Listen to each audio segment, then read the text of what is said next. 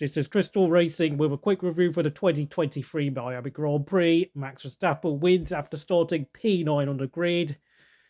It's an A star from me. Yes, he screwed up his first attempt in Q3, meaning he had to start down in ninth due to, of course, Charles Leclerc's crash bringing out the red flag. But, of course, in the race, Max Verstappen made the hard tyres last for 47 laps, which, of course, say that's quite alarming for Perez. You know, these tyres are a bit too durable for tracks like Miami and Baku, where there's not a lot of tyre grading, to be honest. But even so, he did a lot better in terms of lifting and coasting for fuel management, which, I mean, Max lost a lot less time doing it compared to Perez, who was losing a lot more time. And when Max came out of the pits, he was just a second behind Perez, and with soft tyres, it was always a matter of when, not if, he was going to take Checo. And, you know, I was there seeing on Twitter saying, oh, well, I'm getting 2016 Rosberg vibes from Perez. Well, yeah, the championship's over, isn't it? And to be honest, this season really is not going to be a spectacle. I'm sorry for everyone. I think we're going to have to grimace and bear it, just like we did during the Mercedes era. 2026 is going to be the year where, you know, if the sport doesn't improve by then I think the Sport Liberty media will probably start considering selling it. Second place, Sergio Perez. B+, got pole position, kept his nose clean in qualifying, got his fastest lap in early on before Leclerc's red flag.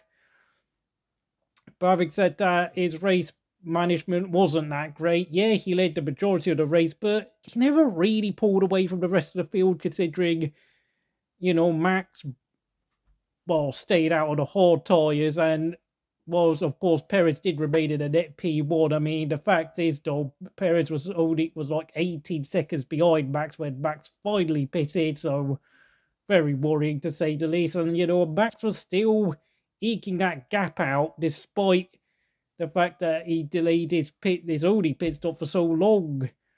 Third place, Fernando Alonso. It's an A+. Another fourth podium of the season for Alonso, and what can be said? 41 years old, so immaculate, so consistent in an Aston Martin, which is it the second fastest, third fastest, fourth fastest? I can't tell because Ferrari and Mercedes will be so up and down, but Alonso is clearly right now the second best driver on the grid behind Max. There's no doubting it. He has been fantastic. I really do hope Aston Martin keep this up, because with the sort of driver Perez is, to be honest, I don't really see. I mean, I really do hope next year we get to see Max go up against Alonso for the championship, because Perez is just not that guy. He just isn't. Nice bloke, decent midfield driver, competent number two, but not much else. He is literally the Red Bull version of Valtteri Bottas. Fourth place, George Russell. A grade for George, outqualified Lewis by a long way, and was very quick and consistent during the race. Just missed out on the podium, but with the state the Mercedes is in, George once again is really staking a claim as a potentially strong team leader for the Mercedes team once Lewis is done with Formula One. Very good performance. Fifth place, it was, of course, Carlos Sainz. A-. I mean, of course, Charles Leclerc messed up in qualifying. Was there more pace in the car? I'm not sure, but I think Carlos drove a competent weekend all round.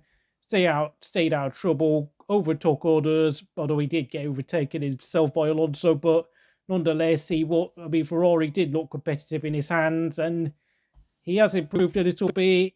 Could do with more, but still. Sixth place, Lewis Hamilton. Now, this is a tricky one. Where do I pull him? B-? Yeah, B- would probably be fair. You know, qualifying down in 13th is a terrible effort, regardless how poor the car is. And for the standards I expect from Lewis, I expect a lot better from that. But it was a good comeback drive nonetheless. You know, making a lot of very decent overtakes throughout the race, driving around the car's problems, despite doing his usual moaning. I don't think we could get through the race. The car's so twitchy. But of course, in true Lewis Hamilton fashion, he somehow salvages a decent points finish. So, you know, I don't know whether it's just him trying to wind people up at home, TV viewers and all that with his radio moaning, but it's what we've come to expect from Lewis. It's just all mind games, smokes and mirrors of him. 7th place, Charles Leclerc. I'm going to be harsh. It's got to be a C grade for me. Crashing in qualifying the way we did, absolutely really costly. And just like in Australia, he was slower than Sainz. I don't know why, but Leclerc's car control and ability to get around handling issues is becoming quite an acute issue. When the car's not like handling as well as he wants it, he does have a habit of pushing too hard and making unnecessary, unforced errors. Not good enough, really. You know, if he was in a championship fight with Max right now, he'd be absolutely cracking under pressure. Something about his judgment and approach to racing, and of course, certain situations like qualifying needs to change. He needs to rein his aggression and flair in just a little bit, just for the sake of getting results right now, and then maybe try and push on later. 8th place, it was Pierre Gasly. It is going to be a B plus for me. Great qualifying. I think he qualified 6th. Okay, the race pace wasn't quite as good, but the Alpine, of course, is all over the place. But nonetheless, solid points for the team with Ocon getting 9th place. I'd give him, like, I don't know, maybe a C plus. Decent race, but of course, he was behind Gasly the whole time, so it wasn't. I think he'll be quite disappointed, but nonetheless, 6 points on the board for Alpine when they could have had 11 at Australia, but of course blew it when both drivers hit each other. 10th place, Kevin Magnussen, A minus. 4th place in qualifying in a Haas. What unbelievable qualifying performance yet again from K-Mag. I don't know what it is, but when he gets a car working the way he likes it, he can be unbelievably rapid. But of course, he was never going to hold on in the top 5 anyway. So getting a point as it is, very good result. I think the team will be fairly satisfied. And of course, there've been some MoneyGram prize entry participants who have actually won a bit of cash thanks to him getting in the top 10. As for everyone else who didn't score points, 11th place, trying to think, Sonoda, A+, you know, finishing either P10 or P11 in every race so far. It's been an excellent season for Yuki, who has received a lot of criticisms for his efforts in the past 2 seasons, but this season he has completely crushed Formula 2 and Formula E champion Nick de Vries.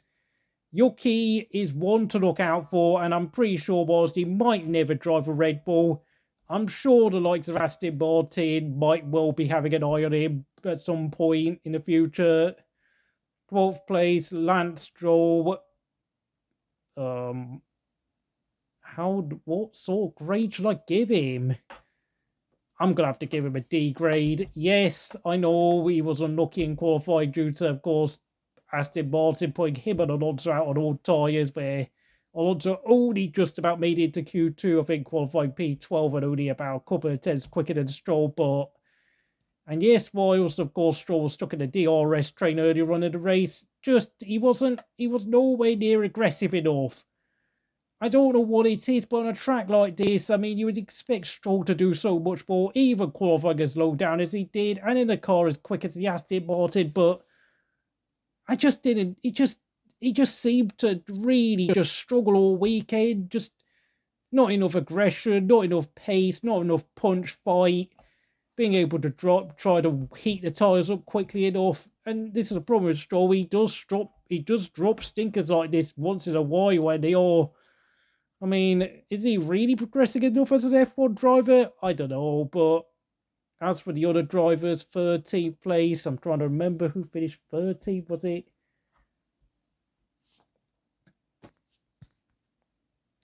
Bottas, yes, Bottas, C plus, well, B minus actually, because of course he got into Q3 with Alfa Romeo, qualified P10, didn't complete a run due to Charles's red flag, but frankly, with the pace of the Alfa Romeo at the moment, he never really stood a choice of scoring any points, so he did as well as he could. B minus, is it? Yeah, B minus. Pretty much just did what he could. 14th place, Alex Albon. C plus. Did as much as he could with Williams this weekend. Qualified P11. Only missed out by Q3 by just about a tenth of a second, but really with the Williams' pace, it just didn't look really quick. It looked really average around here, and in the hands of Sargent, it looked terrible. So Albon carrying the team once again. 15th place, Nico Hulkenberg. I'm going to have to be harsh here, but it's going to be a D grade for me. Not good enough from what I expect from Hulkenberg. Slower than Magnussen all weekend long. I know it's a track Hulk's never been to, but this is really disappointing by his standards. 16th place, Joe Granu. It's going to be a C minus. I know the Alpha is terrible, but he showed nothing this weekend. But at least he wasn't as bad as some other drivers. 17th place. I'm trying to... Oh, yeah, Lando Norris. I can only give him a C grade because it's not him that's the problem. It's McLaren. Now, I did say in my predictions McLaren could finish P10, and whilst they've already scored 14 points, so there's no way they're going to finish P10 in a championship, but this weekend they had the slowest car, and boy, oh boy, was that a disaster. Goodness me, I mean, McLaren, as I've said, have all really on nowhere right now. Yes, occasionally their car might score a bunch of points, but I think that's more down to the quality of drivers they've got, not so much. But this car is really terrible. Okay, it's not as bad as a 2000 Prost, but still. P18, it was Nick De Vries going to Q2 for the first time since, of course, Monza last year, but in the race, he hit somebody. He hit, I think, Sargent or Stroll, but after that, his race just fell apart, completely derailed. It's got to be a D grade, and I am really stuck on working out who's the reject of the race, because whilst I think the driver of the day has to be Max Verstappen for getting his way up into the lead with 47 laps on hard tyres, I've got to say it. I think, don't know. Anyway, 19th place, it was, oh yeah, Piastri, C grade, can't do anything with that car, actually a C minus. I'm not sure if he's still struggling with that illness he contracted last weekend, but McLaren just doesn't work around Miami, and I have to say there's probably going to be quite a few more performances like this where McLaren are just nowhere near the point and more or less do look like they have a very poor car. And last but not least, Logan Sargent, 20th, and the last of the finishers, since of course there were no retirements today. It's a D grade, and I have to say he's got to be rejected the weekend. Started last, finished last, made no impression at all. Stroll and De Vries will probably finish on the podium places for the reject of the day ranking, since they were pretty bad themselves, but Sargent, you've got to pick your game up. Like, you are getting destroyed by Alex Albon. If you're not careful, you will become the American Nicholas Latifi before you know it, because, well, truth be told, Latifi was making more of an impression in his first few races in F1 3 years ago, whilst you have flashes of speed, but no real results or consistency to show for it, so come on. And after what was a fairly average race, I mean, let's be honest, if you really want my verdict on the current F1, I mean, for 2026, we've got to get rid of sprints, we've got to ban DRS, we've got to go back to narrower, smaller cars, we've got to go back to proper tracks like Istanbul, Sepang, Brno, Kimi Ring, Nürburgring, Hockenheim, and get rid of the likes of Miami, Las Vegas, Baku, Jeddah, Singapore, and maybe one or two others. Can't really get too angry or moody because this is about as good as it gets for F1. Solid 5 out of 10 race.